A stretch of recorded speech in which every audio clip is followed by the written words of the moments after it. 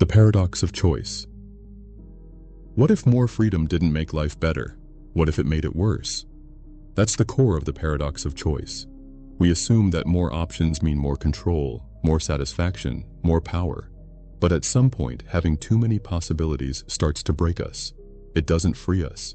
It traps us in hesitation, doubt, and quiet regret. Choice should feel like freedom, but when the number of options swells, the act of choosing becomes heavy. Every decision carries a silent question. Did I pick the right one? And once the choice is made, a new weight settles in. What if something better was just beyond my sight? The paradox is that abundance, which looks like opportunity, often creates paralysis. We want the perfect option, so we hesitate. We pick something, and instead of enjoying it, we imagine the alternatives we didn't take. Psychologists demonstrated this in a simple way. In a store, one table offered shoppers 6 flavors of jam. Another offered 24. The larger display drew crowds. People lingered. They sampled and compared. But the smaller selection sold more. Why? Because too many options made choosing hard. With 6 jams, people could decide. With 24, they overloaded, slowed, and often walked away with nothing. The more possibilities, the more mental energy spent. When every choice invites endless comparison, taking action becomes harder than staying stuck. The paradox lives in everything now. On streaming platforms, you scroll for 20 minutes trying to find what to watch, and sometimes end up watching nothing at all. On dating apps, the endless profiles feel like unlimited potential, but they also whisper, maybe someone better is a swipe away. In careers, you can research 100 paths, job titles, side hustles, and end up frozen at the beginning, afraid to commit, afraid to lose the others. It's why people sometimes feel exhausted after decision-rich days, not because of what they did, but because of all the small forks in the road they navigated mentally. Each fork carries a ghost of what if, and the more there are, the heavier the collection becomes. When we have too many choices, our expectations rise. We begin to believe the right option is out there somewhere, perfect, clear, inevitable. So if what we choose isn't flawless, we blame ourselves. If it works out, we still wonder if the other path would have been better. If it fails, it feels like a personal failure, not just a risk that didn't pay off. We become maximizers, people who hunt for the absolute best, endlessly comparing, always worried there's a better version of the choice just beyond reach. They often end up less satisfied than satisficers, people who choose something that's good enough and move on. Freedom isn't always about expanding the menu. Sometimes it's about narrowing it. Limits can relieve the burden. When you reduce the number of options, you stop questioning every move. Commitment becomes easier. Action becomes cleaner. Look at someone who wears the same style of clothes every day or applies the same routine to their morning. They've given themselves a kind of quiet freedom, not from choice itself, but from the fatigue of endless selection. They spend less time deciding and more time living. The paradox of choice is not obvious because it dresses itself as abundance. Keep your options open, we're told, as if closing doors is surrender. But when everything is open, nothing is owned. When every possibility is available, every decision feels temporary, and every commitment feels like a gamble against unseen alternatives. We confuse having options with having meaning. We forget that meaning often comes from what we choose to stick with, not what we could have had. The paradox of choice doesn't ask you to give up freedom. It asks you to be intentional with it. Pick fewer things, set rules, create boundaries, choose, and then stop turning the page in your head. Real freedom isn't the ability to consider every possibility forever. It's the ability to choose, accept, and move forward without the constant drag of imagined alternatives. In a world that constantly offers more, sometimes the bravest move is to close most of the doors and live fully through the one you opened. The friendship paradox. Here's a strange truth. On average, most of your friends have more friends than you do. It sounds like a joke or a slight, but it's a real statistical effect. And once you see how it works, you start noticing it everywhere, quietly shaping how you feel about connection, popularity, and belonging. The friendship paradox comes from the structure of social networks. People with many friends appear in more friend lists. If someone has 50 connections, they show up in 50 different circles. Someone with 2 friends appears in only 2. That means the friends you encounter are biased toward the highly connected. So when you average their friend counts, most of them have more friends than you do. Not because you're lacking, but because visibility is skewed. It's like walking into a party and thinking everyone else is more outgoing, simply because the loudest, most social people are the ones you keep seeing. In school hallways, certain kids are everywhere. Their names echo in different groups.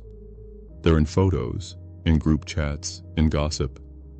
You start to feel like everyone else is more connected, even if you're okay. Online, it gets worse. Your feed surfaces people who already have a lot of attention. Their posts get shared, liked, amplified. That makes their lives feel like the norm. You scroll and see connection after connection, and it settles in. Everyone else is more popular, more involved, more socially successful. It's easy to internalize that as a deficiency. You compare follower counts, comments, reactions, and quietly wonder why your own network feels thinner. The paradox doesn't shout. It whispers. It makes you look around and assume you're falling behind, even though the social world you're seeing is distorted by the mechanics of visibility. That quiet distortion can drive behavior. You start chasing more connections, performing more, measuring yourself against an inflated standard. The pressure to keep up comes not from actual comparison, but from an illusion of what everyone else has. The friendship paradox shapes more than self-image. It influences how trends spread. Highly connected individuals don't just appear more in your life, their tastes ripple faster. When they adopt something, it feels like everyone has. A few hubs can create the illusion of consensus because they show up across many circles. What seems like widespread cultural shift might just be a few overrepresented nodes broadcasting outward, making their preferences look universal. Understanding the paradox gives you a different lens. If your friends seem more popular, there's a structural reason, not a personal failure. Popularity and visibility are not the same as depth. Some of the most meaningful connections aren't the ones that appear everywhere. They're quiet. They don't need to be broadcast. They show up in the small, consistent places. A call when you need it. A conversation that lasts. Loyalty without performance. Being less visible isn't the same as being less significant. The paradox makes the most connected feel normal, and the rest feel unusual, even though the rest is most of us. You can let the skewed view erode your sense of worth, or you can use it to recalibrate. Start by recognizing your perspective is filtered. Ask, am I measuring myself against the loudest nodes or the people who actually care? Stop confusing frequency of appearance with real influence. Focus less on the number of connections and more on the quality of the ones you already have. If you feel pressure to expand endlessly, remember, the friendship paradox makes an illusion of scarcity. The feeling that you're behind often comes from seeing the same over-connected people, not from actual lack. Most of your friends do have more friends than you, statistically true. That doesn't mean you're less valued, less loved, or less central to the people who matter. The friendship paradox isn't a verdict on your social life. It's a pattern in the web of connection that distorts the map. Sometimes the strongest ties are the quiet ones that don't flood your feed. They're the ones that hold you up, unseen, steady, real. The value paradox. Why is it that a diamond, something you can't eat, drink, or shelter under, can cost a fortune, while water, the one thing you literally can't live without, is almost free? That's the value paradox, and it's one of the oldest puzzles in economics and philosophy. The value paradox, also called the paradox of value, was made famous by Adam Smith in the 18th century. It asks, why do some things that are essential to life have low market value, while non-essential luxuries can be astronomically expensive? Water is vital. Without it, you're dead in a matter of days. Diamonds, on the other hand, are pure decoration. You could live your whole life without touching one, yet diamonds can cost millions, and water is often cheap enough to waste. Adam Smith's way of explaining this was to separate two kinds of value. Use value, how much something benefits you in practical terms. Exchange value, how much something can be traded for in the market. Water has enormous use value. You need it to survive, but it's abundant in most places, so its exchange value stays low. Diamonds have very little use value, but they're rare and highly desired, so their exchange value soars. Economists today use the concept of marginal utility. The value of something depends not just on how useful it is, but on how much of it you already have. If you have gallons of water in your kitchen, the next cup isn't worth much. But if you're dying of thirst in a desert, that same cup becomes priceless. Diamonds are scarce. Most people have none, so the first one they acquire feels incredibly valuable, even if it doesn't keep them alive. The value paradox isn't just about money. It's about how we decide what matters. We often undervalue what's common and overvalue what's rare. Time with loved ones, health, fresh air. These are easy to take for granted when they're abundant, until they're gone.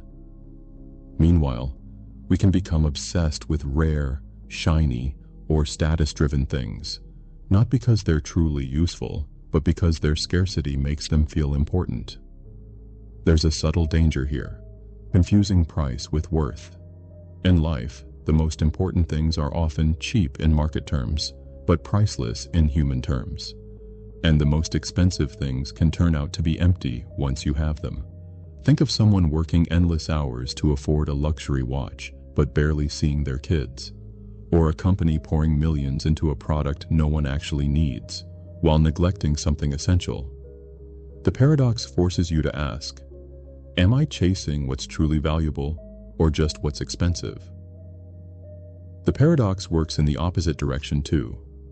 Sometimes, things with enormous use value are treated as worthless because they're too common to be noticed. Take oxygen. It's essential, but you don't think about it unless you can't breathe. The same with mental health. Easy to dismiss until it starts to fail. In economics, this is called abundance blindness.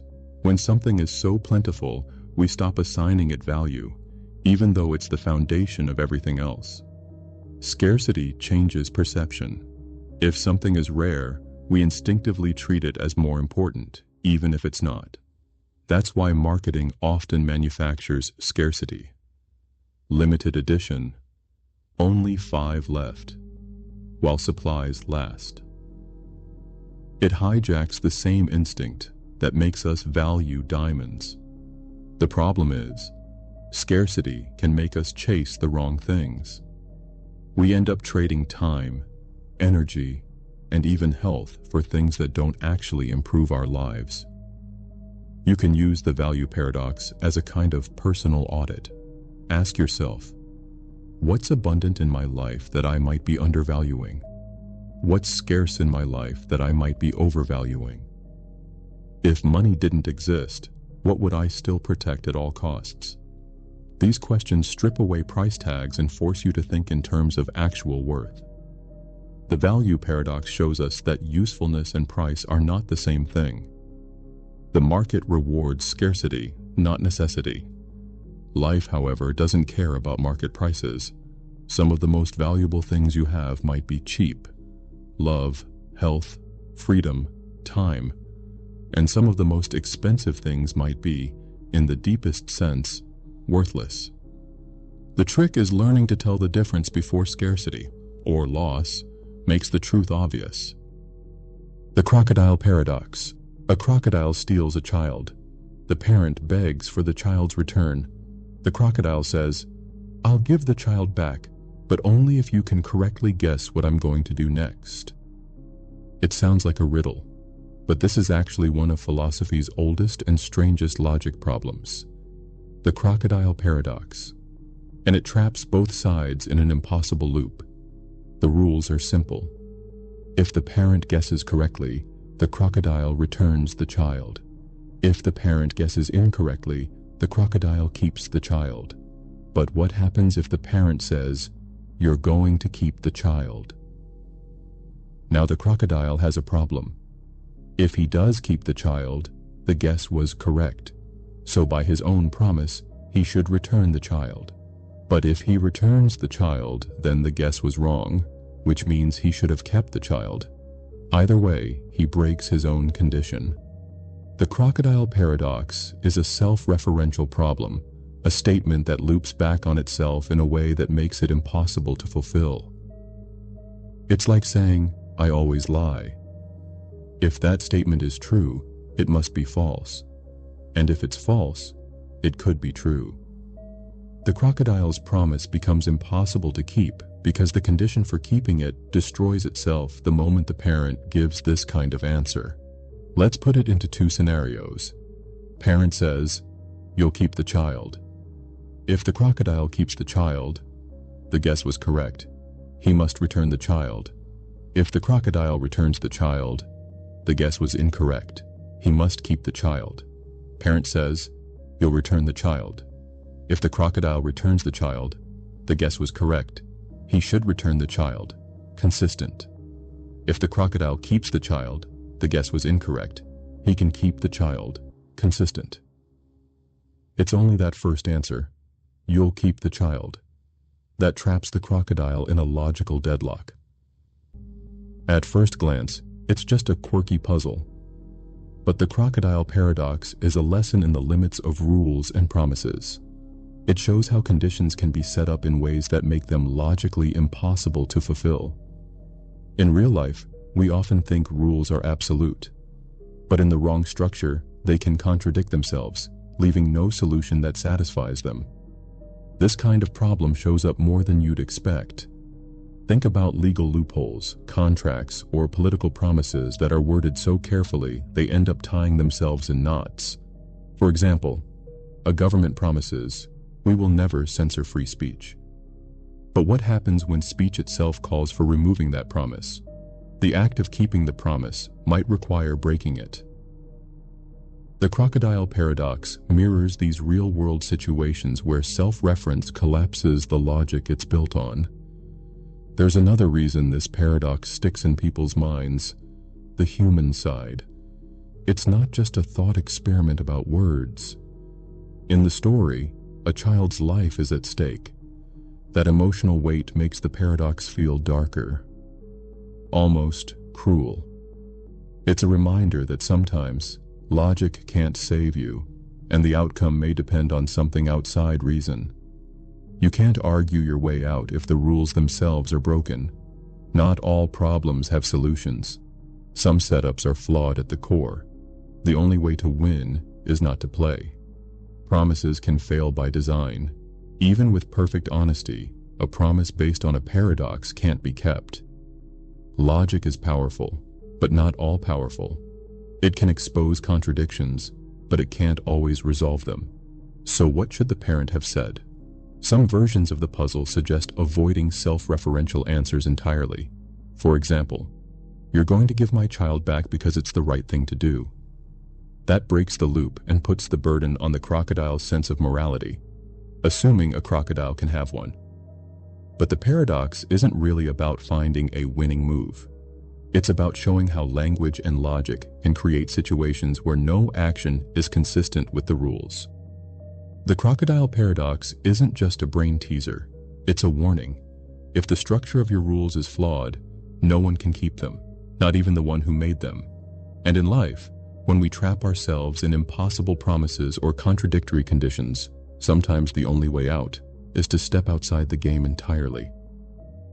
The tolerance paradox. We like to think tolerance is always good. The more open, the more accepting, the better. But here's the uncomfortable truth. Taken to the extreme, tolerance can destroy the very thing it's meant to protect.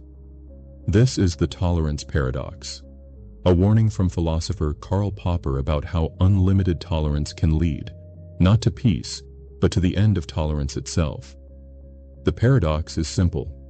If a society is completely tolerant, even of intolerance, then the intolerant will eventually take over. Once they have power, they won't return the favor. They won't tolerate difference, dissent, or opposition. And the result is a society where tolerance no longer exists. So to preserve a tolerant society, you must be willing to be intolerant of intolerance. Here's how it plays out. A tolerant society allows all voices to speak, even those that want to shut others up. The intolerant use that freedom to grow, recruit, and push their agenda. Eventually, they gain enough influence to limit or remove the freedoms of everyone else. At that point, tolerance is gone, not because it failed, but because it didn't defend itself. The idea makes people uncomfortable because it sounds hypocritical. If you're committed to tolerance, shouldn't you tolerate everything? Isn't banning certain ideas just another form of intolerance? It's a moral trap. Unlimited tolerance sounds noble, but in practice, it's like inviting a fox into the henhouse in the name of fairness. History is full of cases where the tolerance paradox played out. In the 1930s, the Weimar Republic in Germany had strong freedoms, including for extremist political groups. The Nazi Party used that freedom to grow, and then dismantled those freedoms entirely once in power. In some online communities, trolls are allowed free speech, no matter how toxic, until they drive away everyone else, leaving only themselves. The lesson is the same. Freedom that's never defended isn't freedom for long. Popper didn't suggest silencing everyone you disagree with.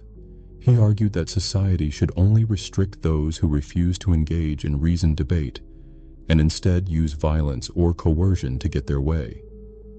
In other words, debate with people who disagree with you. Fine. Protect people who openly call for suppressing or harming others? Not fine. The paradox isn't about comfort. It's about survival of the values that make tolerance possible. The tolerance paradox is especially relevant today because information spreads faster than ever. A single intolerant voice can reach millions instantly.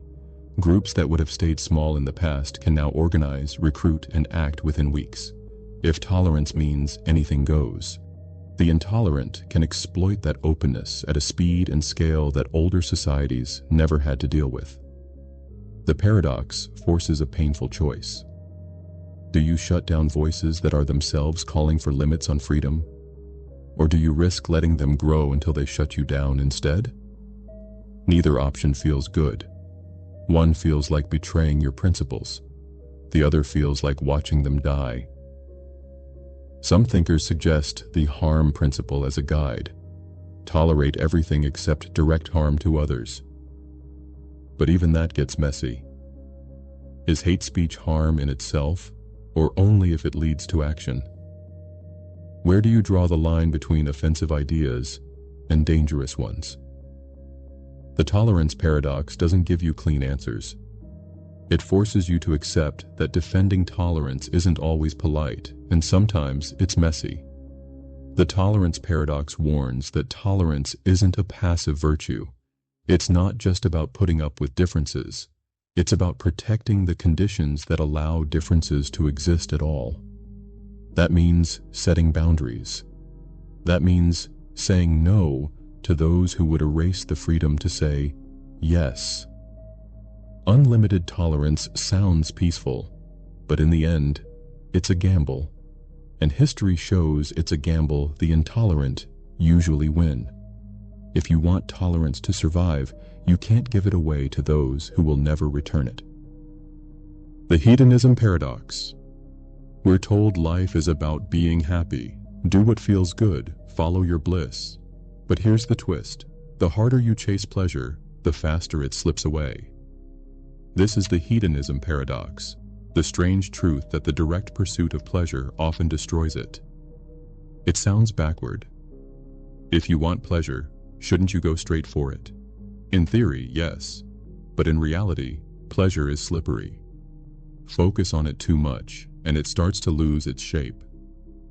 The hedonism paradox says that pleasure works best as a side effect, something you find when you're focused on something else. Pleasure is tied to our brain's reward system. We do something enjoyable, dopamine fires, and we feel good. But here's the problem. The brain adapts quickly. The same thing that thrilled you yesterday feels dull today. When you expect pleasure, you're already thinking ahead, not fully experiencing the moment. Chasing pleasure is like trying to catch a shadow. The more you reach for it, the more it moves. Think about your favorite dessert. The first bite is magical, rich, sweet, satisfying. By the 10th bite, it's just food. By the 20th, you might even feel sick. The pleasure fades because your brain adjusts. What was once exciting becomes normal, and normal doesn't thrill. The hedonism paradox shows up everywhere. Entertainment. You binge watch a show because it's fun, but after 6 hours, you're restless and bored. Travel. That first trip abroad feels life-changing. By your 10th trip, it's just another flight. Parties. The night starts amazing, but chasing just one more drink often ends with a headache and regret. Pleasure has a built-in expiration date. Stretch it too far, and it curdles. For some, the fading thrill leads to a cycle. Seek more, bigger, faster pleasure to keep the feeling alive.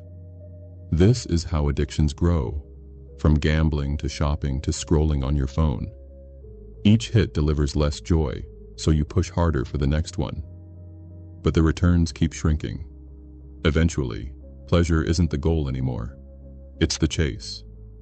And the chase is exhausting.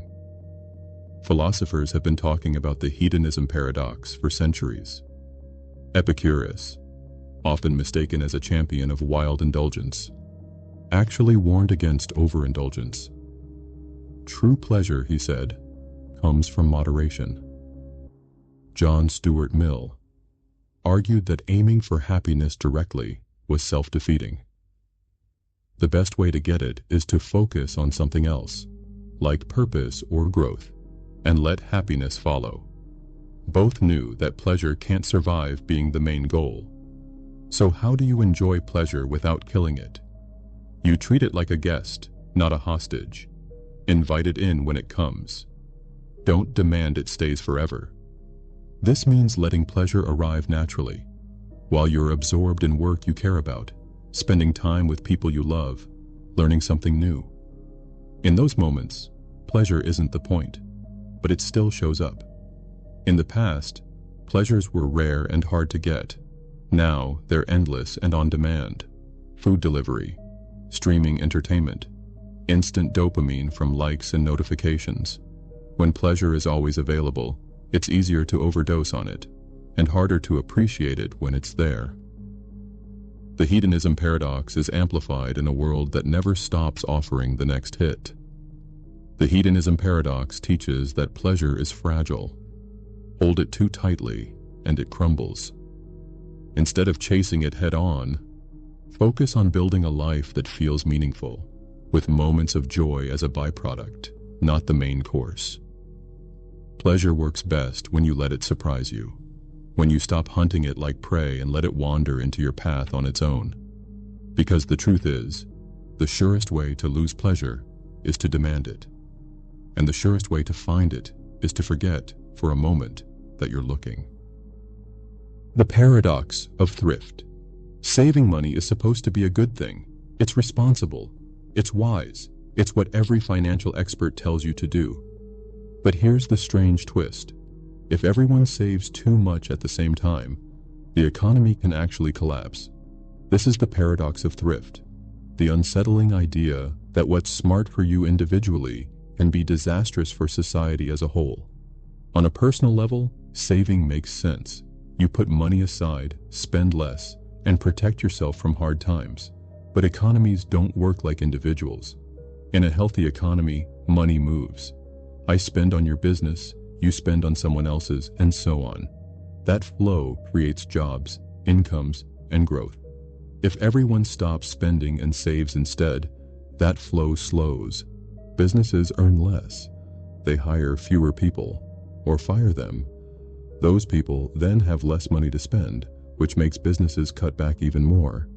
What's safe for one person becomes dangerous when everyone does it at once. Here's how it unfolds. People get nervous. Maybe there's talk of a recession. They decide to save more and spend less. Businesses see fewer customers and lower sales. They cut costs, meaning layoffs, reduced hours, or less investment. Those who lose income save even more out of fear. This spiral means total spending. Aggregate demand falls. And when demand falls, so does the economy.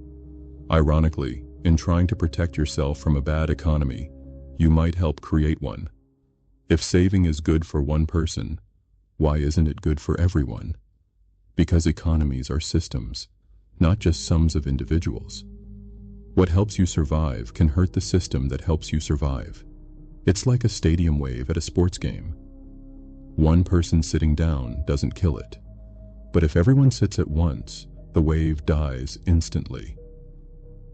The paradox of thrift is the economic version of everyone sitting down.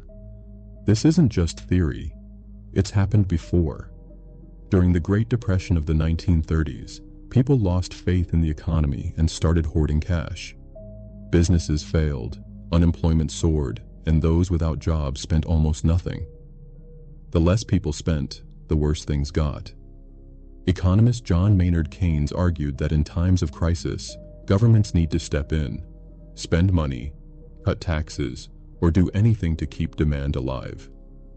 Because if everyone waits for the economy to recover before spending, it might never recover. The paradox of thrift doesn't mean saving is always bad. In normal times, it's healthy. It funds investment, prepares you for emergencies, and creates stability. The problem happens during a downturn, when the economy depends on spending to keep the gears turning. If people cut back all at once, they all end up worse off, even if they started with the best intentions. This paradox is really about the tension between personal logic and collective outcomes. Individually, you can't spend your way out of a recession. You could max out your credit card, and it wouldn't matter much to the whole economy. But collectively, spending is the only thing that keeps money flowing. Without it, the system stalls. It's like a lifeboat where everyone refuses to row until the boat moves faster. But the boat can't move until people start rowing. We saw shades of this paradox during the 2008 financial crisis, and again during the pandemic. In 2020, fear caused a sudden drop in spending. Governments responded with stimulus checks, unemployment benefits, and other programs to keep demand alive. The goal wasn't to encourage reckless spending. It was to prevent the economy from freezing solid.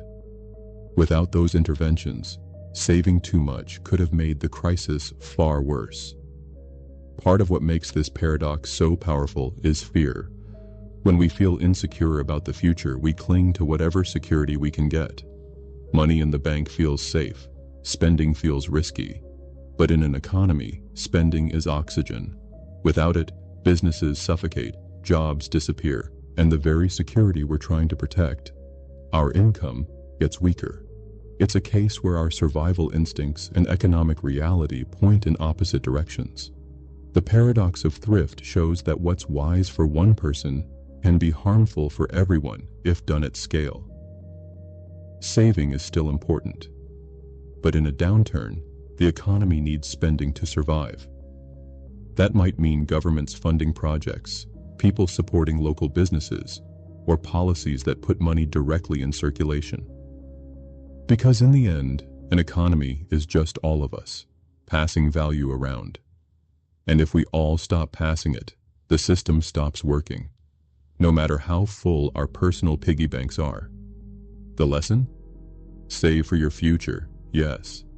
But sometimes, the best way to protect tomorrow is to keep today alive. The stability-instability paradox. You'd think that when things are stable, they're safe. Peace feels secure. Balance feels unshakable. But the stability-instability paradox says the opposite can be true.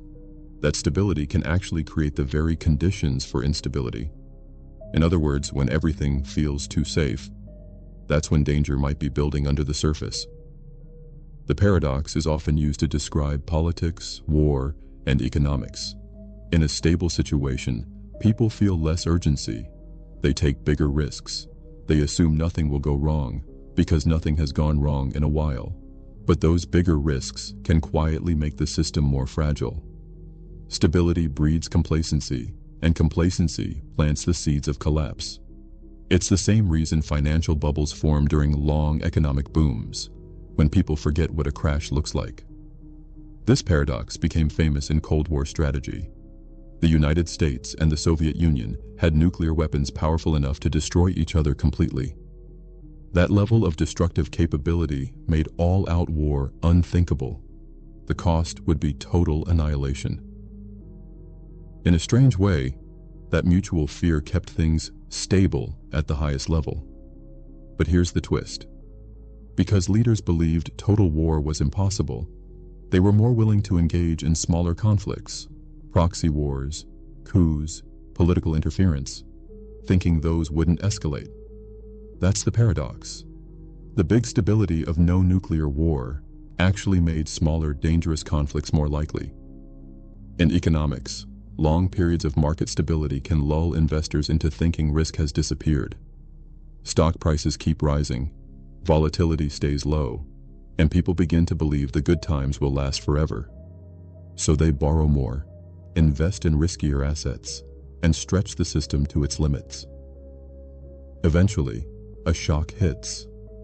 And because everyone has been taking bigger risks for so long, the collapse is even worse. The 2008 financial crisis is a textbook example. Years of stable growth in housing encouraged riskier loans, which eventually imploded. We're wired to adapt to our surroundings. When nothing bad happens for a long time, our sense of danger dulls. This isn't laziness, it's survival psychology. If you live in a safe environment, your brain stops burning energy scanning for threats. But in complex systems, like economies, politics, or even relationships, that reduced vigilance means problems can grow unnoticed until they're too big to manage. You can see this paradox outside of geopolitics and finance. Relationships. A couple feels stable and secure, so they stop putting effort into communication. Until years later, resentment explodes out of nowhere. Workplaces. A company runs smoothly for years, so it ignores innovation until a competitor disrupts the market and they can't catch up. Personal health. Someone feels healthy, so they ignore exercise and diet until illness forces a sudden, destabilizing change. In each case, stability leads to habits that quietly erode that very stability. Why it's so counterintuitive. We usually think of instability as something that comes from chaos, conflict, or sudden change. The paradox flips that assumption. Sometimes, instability is born from the very absence of those things. The more time passes without a major shock, the more we assume shocks can't happen, and the less prepared we are when they do. Not entirely, but it can be managed. The key is artificial vigilance, acting as if instability could return at any time, even in calm periods. That means keeping safety measures in place, running stress tests, and avoiding the temptation to overextend when things look good. For example, countries can maintain diplomatic back channels during peace, companies can keep innovating during profitable years, and individuals can keep saving money even in boom times. It's about resisting the false comfort that stability will last forever. The stability-instability paradox warns us that calm waters can hide powerful currents. The times when everything feels most secure might also be the times when danger is quietly building. Whether it's nations avoiding war, investors riding a bull market, or individuals coasting in a comfortable routine, the lesson is the same. Stability isn't a reason to drop your guard. Because the moment we stop preparing for instability, we might be creating it. Catch-22. A catch-22 is a problem with no solution. Not because you can't think of one, but because the rules themselves make a solution impossible. If you try to escape, the act of trying becomes the very reason you can't. It's a loop. And once you're in it, every way out circles back to where you started. The term comes from Joseph Heller's 1961 novel, Catch-22. In the story, it's used to describe a military regulation during World War II. A pilot can be grounded if he's insane. But here's the catch. If he asks to be grounded, it proves he's sane. Because only a sane person would want to avoid dangerous missions. And if he's sane, he can't be grounded. So either way, he has to keep flying. Most problems have a path forward. But a catch-22 traps you in a closed system where the conditions for escape destroy the possibility of escape. It's not just a dead end. It's a perfectly sealed circle. You can't win, and you can't quit. You need experience to get a job. But you need a job to get experience. You can't build good credit without a loan. But you can't get a loan without good credit. A leader can't be removed without a vote. But the people who can vote are loyal to the leader. To file the form, you need approval from an office that only accepts the form once it's been filed. These loops aren't just frustrating. They're structurally impossible to solve without breaking the system's own logic. Catch-22 situations appear in systems with too many rules and too little flexibility. When policies are designed to protect themselves instead of the people they serve, they start to form logical knots. The result is a process that functions perfectly at keeping you trapped. Being stuck in a catch-22 isn't just a logistical problem, it's exhausting. It creates learned helplessness, the belief that nothing you do matters. If every attempt to solve the problem only proves the problem can't be solved, eventually you stop trying. This isn't laziness, it's self-preservation. Why burn energy on a fight you can't win? Part of why Heller's Catch-22 resonated so deeply is because it captured the absurdity of modern life. When rules contradict each other but must both be followed, you end up in situations that would be funny if they weren't so infuriating. You can almost hear the system saying, "Congratulations, you found the loophole. Unfortunately, using it disqualifies you from using it." But it usually means stepping outside the system entirely. In real life, that might mean changing industries instead of trying to get promoted within a broken company, moving to a new country instead of fighting an impossible local law, finding alternative financing instead of playing by a bank's rules. The escape often comes from refusing to play the game at all. But that's not always an option, especially if the system controls something essential, like your job, your health, or your freedom. Catch-22s can also exist in relationships, personal goals, even mental health. Relationships. You can't rebuild trust without time and honesty, but the other person won't give you time or believe your honesty without trust. Personal growth. You want confidence before trying something new, but the only way to gain confidence is to try it. Mental health. You want to feel better before going to therapy, but therapy is how you'd feel better. These loops are smaller than global politics or war, but they're just as paralyzing when you're inside them. A catch-22 is more than a clever phrase. It's a warning about systems that trap you in their own contradictions. It shows how rules, when rigid and self-protecting, can turn into a perfect prison made of logic. The irony is that from the outside, the solution often seems simple. But from the inside, every move proves the impossibility of moving at all. And that's the cruel genius of a catch-22. You can't leave, because wanting to leave proves you can't. Schrödinger's cat. Imagine there's a cat in a box. You can't see it, you can't hear it, you can't touch it. Inside that box is a strange device. A tiny bit of radioactive material, a Geiger counter, and a vial of poison. If the material decays, the Geiger counter triggers a hammer that breaks the vial. The poison is released, and the cat dies. If it doesn't decay, nothing happens, and the cat lives. Here's the twist. Whether the radioactive atom decays is entirely random, and quantum mechanics says that until you check, the cat is both alive and dead at the same time. The thought experiment. This scenario wasn't dreamed up by a mad scientist. It was created in 1935 by Austrian physicist Erwin Schrödinger. He didn't intend it to be taken literally. The point was to highlight how strange, and maybe even absurd, quantum mechanics can be when you try to apply it to everyday objects. In quantum theory, particles can exist in superposition, multiple states at once, until they're observed. Schrödinger's cat takes that logic to its extreme. If a particle can be in two states, and the cat's life depends on that particle, then the cat must also be in two states, alive and dead, until you open the box. Why it's so unsettling? Our brains aren't built to think in probabilities.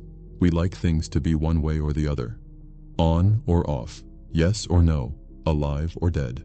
The idea that something could exist in both states at once feels impossible, and yet, that's exactly what quantum mechanics predicts at the smallest scales. Schrödinger's cat drags this weirdness into our everyday world, where it clearly doesn't fit. The real science. In the quantum realm, particles don't have definite positions or states until they're measured. Before that, they're described by a wave function, a kind of mathematical cloud of all the possible states they could be in. When you measure them, the wave function collapses into a single outcome. With the cat, the wave function would contain both alive and dead states. Opening the box forces reality to choose one. So, is the cat really alive and dead? This is where things get tricky. Some physicists say the superposition is just a mathematical tool. The cat isn't really in both states, we just don't know which one until we look. Others argue that the superposition is real, that the cat is genuinely both alive and dead until the moment of observation. And then there's the many worlds interpretation, which takes a wilder route. When you open the box, the universe splits into two. In one branch, the cat is alive. In the other, it's dead. Both outcomes are real. They just happen in separate universes. Why it's more than just physics. The thought experiment has escaped the lab and seeped into philosophy, art, and even everyday language. People use Schrödinger's cat as shorthand for any situation where two contradictory outcomes seem possible until the moment of truth. Waiting for medical test results. Not knowing if your job application was accepted. A friend's message that says, "We need to talk." Until you know, every possibility exists in your mind at the same time, and it can be both hopeful and terrifying. The psychological angle. Part of the discomfort comes from living in a state of uncertainty. Humans are wired to seek closure. We want to collapse the wave function in our own lives as quickly as possible, but sometimes we can't open the box right away, and the waiting becomes its own kind of torture, a mental superposition of fear and hope. The bigger question. Schrödinger's cat isn't just about physics, it's about what counts as real. If reality depends on observation, What does that say about the universe when no one is looking? Does the moon exist when no one's staring at it? Do events happen before anyone knows about them? These questions blur the line between science and philosophy, exactly where Schrödinger wanted the thought experiment to take us. Schrödinger's cat was never meant to be a literal experiment. It was meant to expose the strangeness of quantum theory by showing how absurd it sounds outside of the microscopic world. But it's become something more. A symbol for uncertainty, contradiction, and the unsettling truth that reality might be far stranger and less solid than it appears. And until you open the box, the cat's fate remains both possibilities at once, at least in your mind. Grand Hotel Paradox. Imagine a hotel with an infinite number of rooms. It's a strange place. No matter how far you walk down the hallway, the rooms just keep going. Room 1, room 2, room 3, forever. Now imagine every single room is occupied. You might think, sorry, no vacancy. But in the Grand Hotel, you can always make room for more guests, because infinity works differently than the world we're used to. This is called Hilbert's Hotel, named after the German mathematician David Hilbert, who used it as a thought experiment to explain the weirdness of infinity. If a new guest arrives and the hotel is full, the manager doesn't panic. He simply asks the guest in room 1 to move to room 2, room 2 to move to room 3, and so on. Room 1 is now free, and the new guest can check in. The hotel had no empty rooms, but it still found space. Why? It feels impossible. In the real world, if something is full, it's full. A bus with no empty seats can't take more passengers without kicking someone out. But infinity isn't like that. You can always add one more, or a million more, and it's still infinite. In fact, in Hilbert's Hotel, you could welcome an infinite number of new guests by moving everyone to the room that's double their current number. Room 1 goes to room 2, room 2 to room 4, room 3 to room 6. Now all the odd-numbered rooms are free, and there are infinitely many of them. Here's where it gets even stranger. In the Grand Hotel, you can also lose an infinite number of guests and still have the same number left. If all the guests in odd-numbered rooms leave, the hotel still has infinitely many guests remaining in the even-numbered rooms. Infinity minus infinity, still infinity. Why it matters. Hilbert's Hotel isn't about an actual hotel. It's a way to make sense of the strange properties of infinite sets. In mathematics, infinity isn't a number you can reach. It's a concept describing something that has no end. And in that world, the rules of everyday logic can break in surprising ways. It's also a tool for thinking about the universe itself.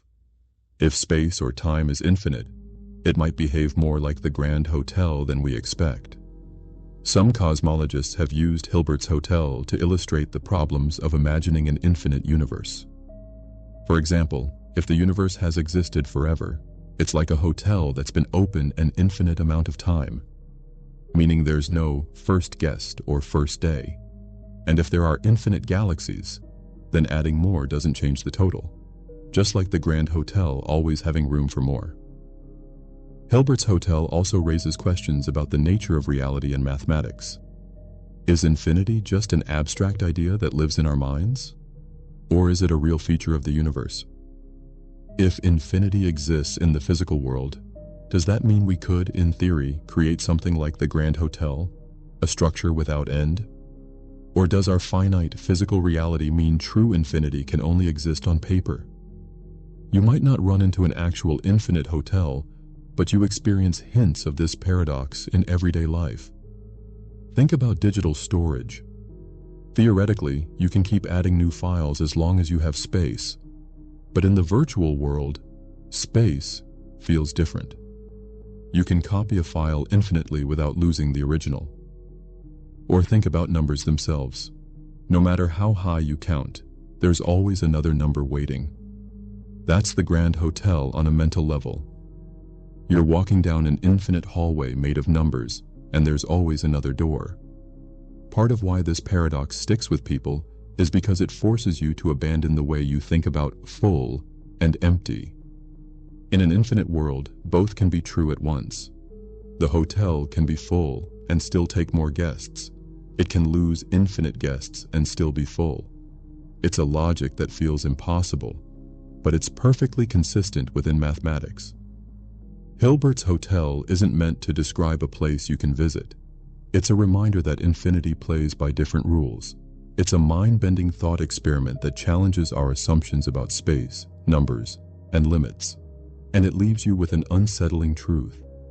In an infinite reality, there might always be room for more, even when there's no room at all. Barber paradox. Imagine a small town with one very peculiar barber. This barber has one simple rule. He shaves every man in town who does not shave himself, and only those men. So if you don't shave yourself, the barber will do it for you. If you shave yourself, the barber leaves you alone. Seems simple enough, until you ask the question that breaks everything. Who shaves the barber? If the barber shaves himself, then according to the rule, he shouldn't, because he only shaves men who don't shave themselves. But if the barber doesn't shave himself, then he should shave himself, because he shaves all the men who don't shave themselves. Either way, the rule breaks. This is the Barber paradox, made famous by British mathematician and philosopher Bertrand Russell in the early 20th century. It's a self-referential loop, a rule that works until it tries to apply to itself, and when it does, it collapses into contradiction. Russell didn't create this paradox just to confuse people about shaving habits. He used it to illustrate a serious problem in mathematics and logic. At the time, mathematicians were trying to define sets in a neat, universal way, like the set of all sets that do not contain themselves. Sounds tidy, until you ask, does that set contain itself? If it does, then by definition, it shouldn't. If it doesn't, then it should. Just like the barber, the set becomes impossible to define without contradiction. Russell's goal was to point out flaws in naive set theory, the idea that you could build sets out of any description without running into trouble. Before this paradox, many mathematicians believed the rules of sets were simple and unshakable. Russell showed that if you're not careful, you can write rules that destroy themselves the moment they turn inward. In everyday life, we don't run into problems like this because our rules aren't absolute. They have exceptions. If you were actually the barber in this story, you could just say, "Fine, I'll make an exception for myself." But in pure logic and mathematics, exceptions break the system. The whole point is that the rule has to apply perfectly, and if it doesn't, the entire structure becomes unstable. The Barber paradox belongs to a family of self-referential paradoxes, situations where something tries to define itself and ends up in an infinite loop or contradiction. Another famous example is the liar paradox. This statement is false. If it's true, then it must be false. If it's false, then it must be true. Both the liar paradox and the Barber paradox force us to confront the limits of logical systems and the dangers of self-reference. Russell's solution was to create a new system called type theory, which organizes sets into a hierarchy to avoid self-reference. In simple terms, the rule becomes, a set can only contain objects from a lower level, never from the same level. Applied to the barber, this would mean the rule simply can't apply to the barber himself, because he's part of a different category. This works in mathematics, but it feels less satisfying in everyday language, where we can't help but keep asking, yeah, but who shaves the barber? You might think paradoxes like this only matter to mathematicians, but self-referential rules pop up in law, programming, and even social systems. Think of a law that says, all laws must be approved by the Supreme Council, except laws about the Supreme Council. Or a piece of code that says, run every program that does not run itself. At some point, the rule has to face itself, and when it does, the system crashes. The barber paradox is more than a quirky brain teaser. It's a warning that even simple, clear-sounding rules can break when they loop back on themselves. It's a reminder that logic, as powerful as it is, has boundaries. And if you push it into self-reference, you can create contradictions that no amount of cleverness can fully untangle. In the end, the question, who shaves the barber, isn't meant to be answered. It's meant to show you that some questions, by their very nature, can't be answered without destroying the rules they're built on.